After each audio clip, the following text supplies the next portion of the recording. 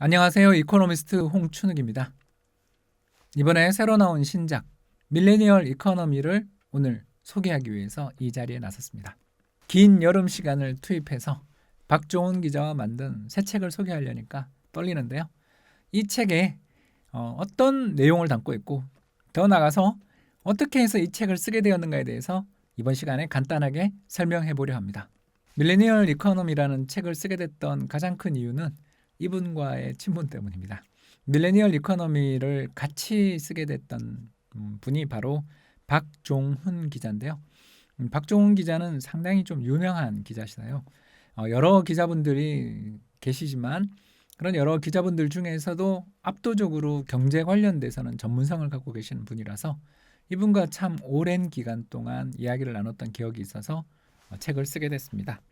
특히 이 방송, 바로 박종훈의 경제쇼에 제가 자주 출연했거든요. 물론 하루도 빠지지 않고 싸웠습니다.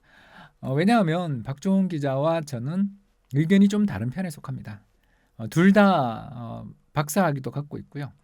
또 어떻게 본다면 나이대도 그렇게 큰 차이가 나지 않는 비슷한 시기를 살아왔지만 아무래도 기자로서 일을 해오면서 겪었던 또는 접했던 그런 여러 사실들과 또 저는 금융권에서 일을 하면서 접했던 사실들, 이런 것에서 상당한 차이들이 둘이 존재했기 때문에 논쟁을 크게 하지 않을 수가 없었어요. 그러나 그 논쟁의 와중에서 제가 느꼈던 것은 박종훈 기자와는 이야기를 할 만하다라는 느낌이었습니다. 어떤 면이 이야기를 할 만한가? 궁금증이 높아지실 것 같은데요.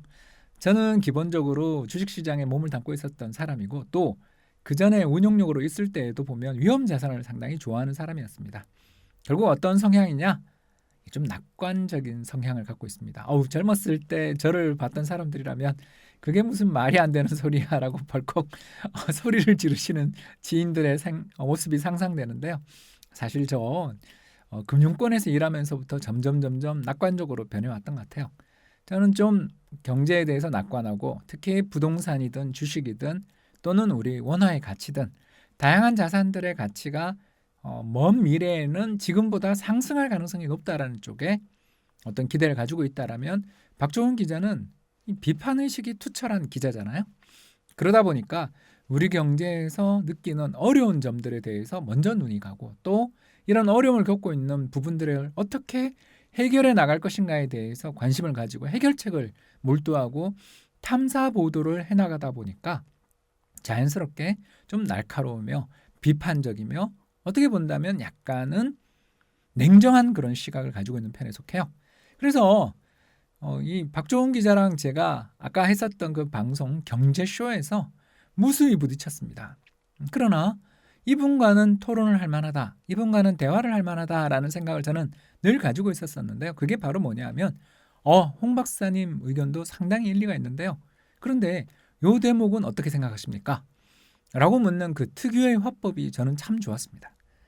어떤 사람과 이야기를 함에 있어서 자기의 이야기는 하나도 틀린 게 없고 남의 이야기는 전부 다 틀렸다라는 식으로 대화하는 사람들을 정말 많이 만나게 되고 특히 금융권에서 시장에 대한 생각들이 다른 사람들끼리 만나서 대화하는 경우들이 종종 있거든요. 그런 경우에는 말도 못하게 싸우는 경우까지 있습니다. 그런 경험들에 비교한다면 박종훈 기자와의 대담, 박종훈 기자와 진행했었던 방송은 참 지적 쾌감을 줬다, 이렇게 말씀을 드릴 수가 있겠네요.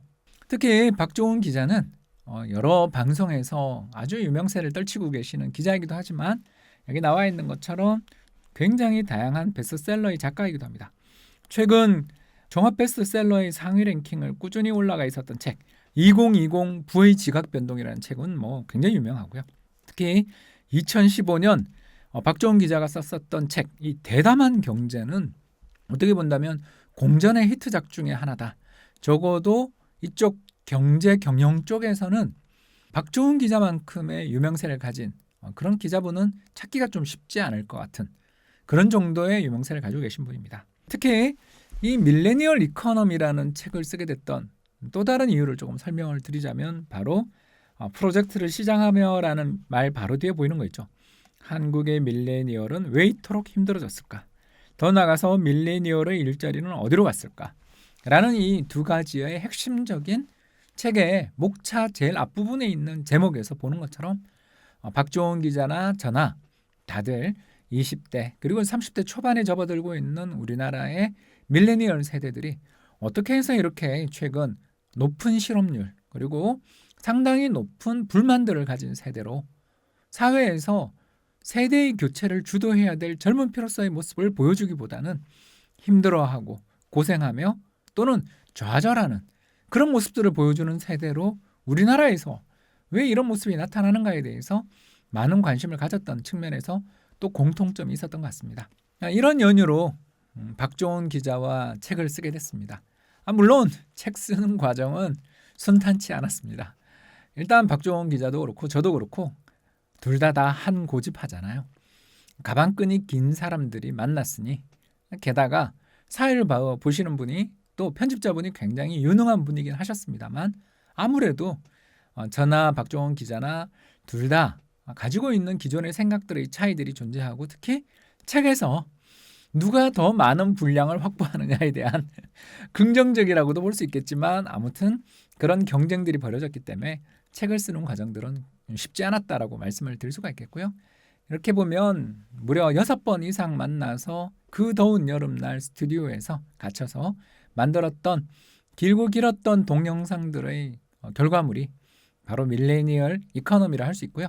이 밀레니얼 이코노미가 담고 있는 핵심적 내용 바로 현재 우리나라의 밀레니얼 세대들이 왜 어려움에 빠졌고 또 밀레니얼 세대들이 이런 어려움에 빠지게 됐던 이유와 경과 그리고 그들을 위해서 우리가 해줄 수 있는 조언 경제학자로서 이야기해 줄 수 있는 조언의 부분들을 맞춰 나가는 과정에서 저 역시 많은 부분 배웠다라는 점을 실토하지 않을 수가 없는 것 같아요.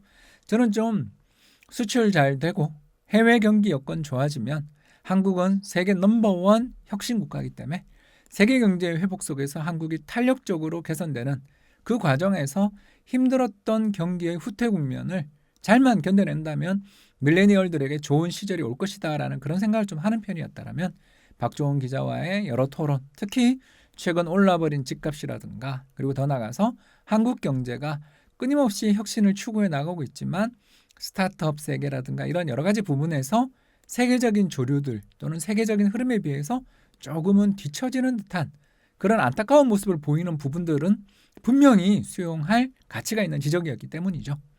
그래서 이야기를 조금 마무리해 보자면 앞으로 펼쳐지게 될 추가적으로 6번의 동영상 어떤 강의 또는 동영상을 통해 가지고 밀레니얼 세대들이 부딪힌 어려움 그리고 그들에게 도움이 될 수 있는 경제적 배경, 지식 그리고 가능하다면 재테크 관련된 해결책까지를 이야기 드릴 것을 약속드리며 밀레니얼 이코노미를 소개하는 첫 번째 방송은 여기서 마무리할까 합니다. 시청해 주셔서 대단히 감사합니다.